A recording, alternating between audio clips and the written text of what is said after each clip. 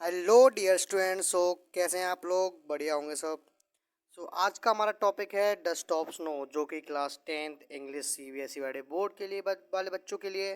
हम स्टार्ट करेंगे अपनी पोइम को, जो कि लिखी है हमारे पोइट रॉबर्ट फ्रॉस्ट ने। ठीक है ना। तो सबसे पहले हम स्टार्ट करते हैं। और हाँ, इस वीडियो में खास ये रहने वाला है कि एक्सप्लेनेशन तो आपको मिलेगा ही, सम इसके साथ साथ हम क्वेश्चंस के आंसर्स भी डिस्कस करेंगे। ठीक है ना। और ऐसे कुछ क्वेश्चन आंसर डिस्कस करेंगे जो कि पीवाईक्यू में आ चुके हैं। ठीक है ना।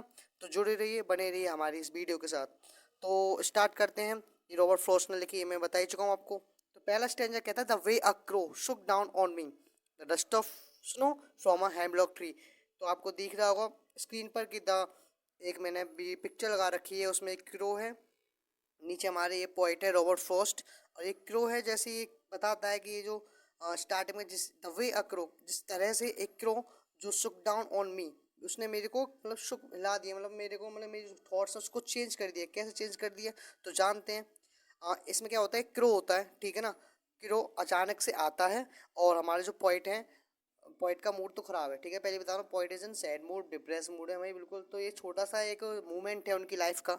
इसमें क्या होता है, एक क्रो आता है और एक वो जो हेमलॉक ट्री होता है ना, हेमलॉक ट्री एक पॉइजनस ट्री होता है, जिसमें मतलब बहुत ज़्यादा पॉइजनस माना जाता है। तो वहाँ पे आके क्रो बैठता है। ठीक है, जैसे ही वो बैठता है तो वहाँ पे जो डस्ट ऑफ स्नो होती है, जो शावर होता है, जो पाउडर होता है स्नो का, वो फेल हो किसके ऊपर गिर जाता है, हमारे ऑथर के ऊपर गिर जाता है। जिससे क्या होता है कि उनका जो मूड है, अब जो यहाँ पर जो सैड मूड में थे, डिप्रेस मूड में थे, ये जो मूवमेंट है, ये जो छोटा सा मूवमेंट है लाइफ का उनकी का, उसमें इन्होंने उसमें इसने मूवमेंट ने नेगेटिव, उनको जो नेगेटिव थॉट्स हैं उसको पॉजिटिव में चेंज कर दिया। तो पॉजिटिव इम्पैक्ट डाल दिया छोटे से मूवमेंट ने। तो मतलब इस जो स्टार्टिंग में कहानी में ये जो बहुत ज़्यादा डिप्रेस थे, बहुत ज़्यादा उनकी फीलिंग बहुत ज़्यादा बेकार हो रही थी, उस टाइम एक क्रो ने आके बस कुछ नहीं किया, वो जो आके बैठा ही था उस पर डाली पर, जो पेड़ की डाली होती है ना हेमलॉक ट्री की, उस पर आके बैठा ही था। वहां से उसने जैसे ही बैठा तो वो जो डस्ट ऑफ स्नो थी जो उस पेड़ पर लग रही थी, वो कहाँ, वो किसके ऊपर गिर पड़ी, हमारे ऑथर के ऊपर। ठीक है ना। तो जिससे कि एक जेंटल शावर ऑफ पाउडरी कह सकते हैं, पाउडरी स्नो, जो शावर होता है, जो स्नो का हल्का सा बूंद या बौछार उनके ऊपर, हमारे पोइट के ऊपर गिर पड़ी। जिससे क्या हुआ, सेकंड स्टेंजा में, has given my heart a change of mood and saved some part of a day I had rued. तो इससे ये जो उनके हर्ट है उसमें परिवर्तन आया, इनके हर्ट में चेंज आया। ठीक है ना।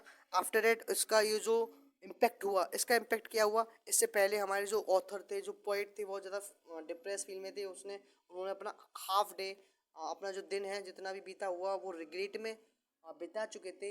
ये जो सीन है, इसके बाद ये जो पार्ट है लाइफ का, इसके बाद उनका जो मूड है वो क्या होगा, चेंज हो गया, पॉजिटिव इम्पैक्ट हुआ। और अब ये जो ये जो मतलब ये जो हमारा पार्ट हुआ है, जो सीन हुआ है, उससे उनका मूड कैसा हो जाएगा, सही हो जाएगा, और उनका जो दिन है वो वेस्ट होने से भी बच जाएगा। तो ये पोएम है।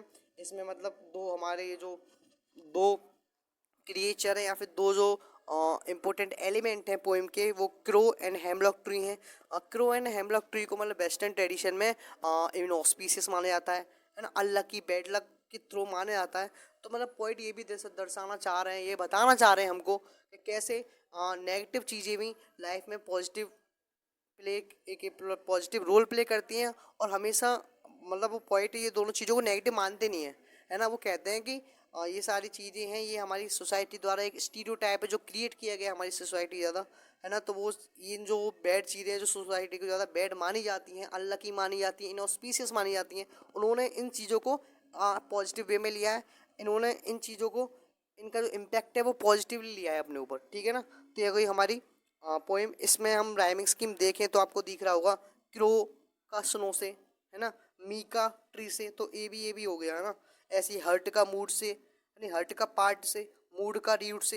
रीड माने होता है रिग्रेट में होना।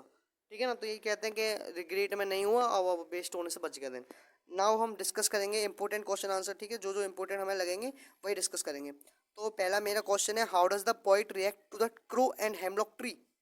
तो इसमें ये जो वेस्टर्न बिलीफ सिस्टम है, यही माना जाता है कि ये दोनों चीज़ें इनऑस्पिशियस है, मैंने बताया था। लेकिन पोइट ने इनको इनऑस्पिशियस नहीं जाना, बैड नहीं माना, नेगेटिव नहीं लिया, इन्होंने इनको पॉजिटिव वे में लिया था। और ये जो एलिमेंट है, ये एक अनएक्सपेक्टेड सेवियर है, उनको मतलब पोइट की लाइफ जो वेस्टेज होने से, दिन के वेस्टेज होने से उनको उसको बचा लिया इन दोनों चीज़ों ने, और इन्होंने नेगेटिव को एज अ पॉजिटिव वन लिया है, ठीक है, नेगेटिव इम्पैक्ट को एज अ पॉजिटिव वन लिया है। दूसरा, what was the reaction of the point when the dust of snow fell on him.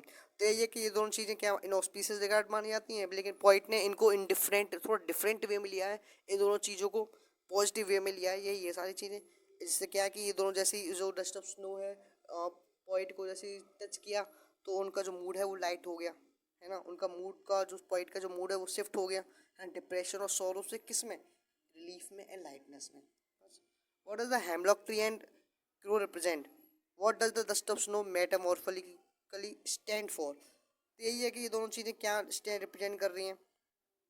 इसमें जो जो लैंडस्केप है, the landscape was clogged in snow dust, जो लैंड्स को वहाँ का जो हमारा जो सेटिंग बैकग्राउंड था वो किस में था, स्नो में हो रहा था, है ना, स्नो डस्ट में, and sprays mirror the gloom और क्रो पर्स जो ना हेमलॉक ट्री अल्टर था। ये कि इन दोनों चीज़ों ने पोएट के मूड को चेंज कर दिया, ठीक है ना, ट्रांसफॉर्म मूड सैडनेस से हैप्पीनेस की तरफ उसको लेके, और उनको सेंस ऑफ रिलैक्सेशन दिया, ठीक है। तो ये आप स्क्रीनशॉट भी ले लेना क्वेश्चन आंसर्स को, ठीक है ना। तो ये फोर्थ वाले बताने हैं क्वेश्चन में कि क्या हैप्पीनेस इज रिलेटिव है, मतलब बताना है कि हैप्पीनेस टेम्परेरी है ना, अगर बुरा वक्त आया है तो उसके बाद अच्छा वक्त भी आएगा, ठीक है। तो यही बता रहे हैं क्वेश्चन कि कोई भी हैप्पी नहीं रहता हमेशा, हैप्पीनेस फॉरएवर नहीं है, हैप्पीनेस परमानेंट नहीं है, आती है जाती है ना। और ये हैप्पीनेस डिपेंड करती है हम कहाँ हैं, किस जगह पर हैं और किन लोगों के साथ हैं। जैसे कि कभी कभी हम अपने दोस्त के साथ खुश भी रहते हैं, लेकिन कुछ ऐसे दोस्त होते हैं जो हमारे हैप्पीनेस को, हमारे मूड को सैड कर देते हैं, ठीक है। ये सारी चीज़ें हैं इसमें। और फिफ्थ वाला क्वेश्चन तो वैसे इतना इंपॉर्टेंट है नहीं है, आई थिंक हमें 6 पे आना चाहिए, 6 and 7।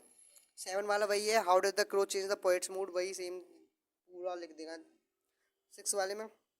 What is the underlying message for us in our hectic life with reference to the poem. तो कैसे क्या मैसेज है इस पोएम के द्वारा कि हमें अपनी हेक्टिक लाइफ में, अपनी टेंस लाइफ में चीज़ों को कैसे लेना चाहिए। तो यही है कि ये जो डस्ट ऑफ स्नो है एक मीनिंगफुल लेसन कैरी करती है जो लोग बिजी हैं उनके लिए। तो encourage us to appreciate nature to the fullest and adopt a positive outlook. तो ये हमें इनक्रेज करती है कि हमें नेचर को अप्रिशिएट करना चाहिए, है ना, और हमेशा चीज़ों को एक पॉजिटिव वे में देखना चाहिए। उनका एक आउटलुक है, जो हमारा आउटलुक होना चाहिए, हमारा जो नज़रिया होना चाहिए वो पॉजिटिव होना चाहिए, ठीक है ना।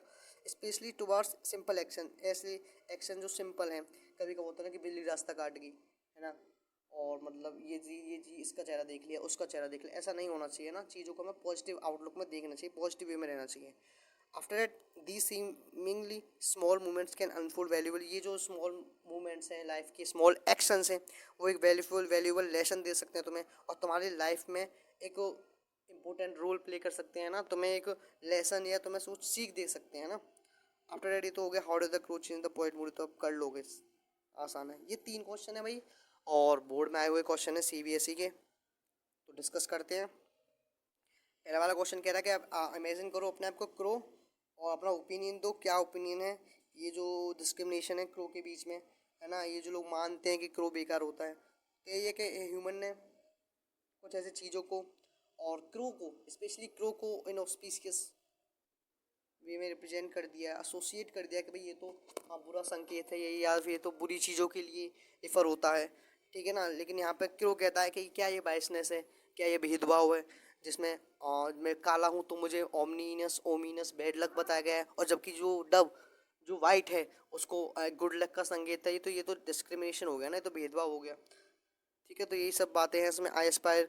और जैसे कि हमारे पॉइंट है ये कि पॉइंट ने लिया क्रो को, है ना, एक पॉजिटिव वे में लिया, वैसे ही हमें लेना चाहिए। और एक दिन ऐसा आएगा कि पीपल जो लोग हैं ये जजमेंट नहीं देंगे हमारे ऊपर, है ना। क्रो ऐसा तुम्हें खुद को इमेजिन करना है, ऐसा करो और फिर इसमें आंसर करना है ना। जजमेंटल व्यूज हैं जो उनके लिए हमारे लिए, उनके हमारे लिए किसके, लोगों के क्रो के लिए, वो क्या एक दिन आके गलत साबित हो जाएंगे, ठीक है। Question 9, what is the underlying message for us in our hectic lives concern. वही है कि हमें चीज़ों को पॉजिटिव में वे में लेना चाहिए, है ना। लाइफ में कोई भी चीज़ हो, छोटे छोटे इंसिडेंट भी बहुत ज़्यादा लर्निंग दिए जाते हैं, और हमें मतलब कोई भी चीज़ ऐसे नहीं हो कि ये इनऑस्पिशियस है, ये बैड लक का संकेत है ना। चीज़ों को पॉजिटिव वे में, पॉजिटिव आउटलुक में, और कभी कभार छोटा act of smallest act of nature can lead to a drastic positive change. तो कभी कभार नेचर का छोटा एक्ट भी तुम्हारी लाइफ में एक पॉजिटिव चेंज ला सकता है, ठीक है ना।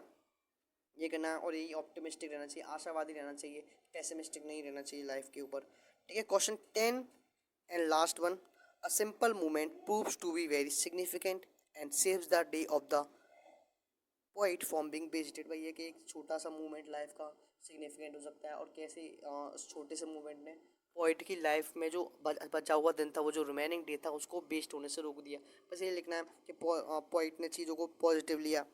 पोइट ने पोइट ने मतलब ये नहीं कहा कि ये चीज़ बैड है ना, ये इनऑस्पिशियस है, इन दोनों चीज़ को इनऑस्पिशियस नहीं माना, ठीक है ना। और वैल्यू करी थिंग्स की कि क्या अच्छी है क्या गलत है, it's our perspective that shape it. तो मतलब बताते हैं कि he says the value of things is not inherently good और बैड। द वैल्यू है चीज़ की, वो ये नहीं है कि वो अच्छा है या बुरा है, ये हमारा पर्सपेक्टिव कहता है कि हम चीज़ों को कैसे लेते हैं, है ना। The best things in life are often free, and while life presents challenges, the key lies in solving them instead of dwelling in regret। तो मतलब ये कहते हैं कि हमारी बेस्ट थिंग है जो लाइफ की, वो क्या है, आर फ्री, है ना। और जो बेस्ट थिंग है ना लाइफ में, वो मतलब ज़्यादा फ्री है ना। And while life present challenges, जो हमारी लाइफ है वो क्या प्रेजेंट करती है हमारे सामने, चैलेंजेस। तो हमें उन चैलेंजेस को सॉल्व करना चाहिए, है ना, ना कि उनमें रिग्रेट में क्या रही मुझ पे नहीं हो रहा, है ना। रिग्रेट में नहीं रहना चाहिए, हमें लाइफ के चैलेंजेस को एक्सेप्ट करना चाहिए। Even seemingly unimportant events can alter the meaning of a life. तो कभी कभार क्या होता है, जो अनइम्पोर्टेंट इवेंट होते हैं लाइफ के, जो इम्पोर्टेंट नहीं होते, वो वो भी तुम्हारी लाइफ में एक चेंज लाते हैं, एक पॉजिटिव चेंज लाते हैं, ठीक है। तो यही सब है इसमें और तो इसमें ट्रू क्रो तो बताता है कि क्यों कैसे एक सिंपल क्रोन है, एक सिंपल डस्ट ऑफ स्नो ने पोइट की लाइफ को, पोइट के मूड को चेंज कर दिया, और वो आगे मतलब जो अपना रिमेनिंग डे है उसको प्रोडक्टिव वे में लेंगे, उसको वेस्ट नहीं करेंगे, ये सारी चीज़ें, ठीक है दोस्तों।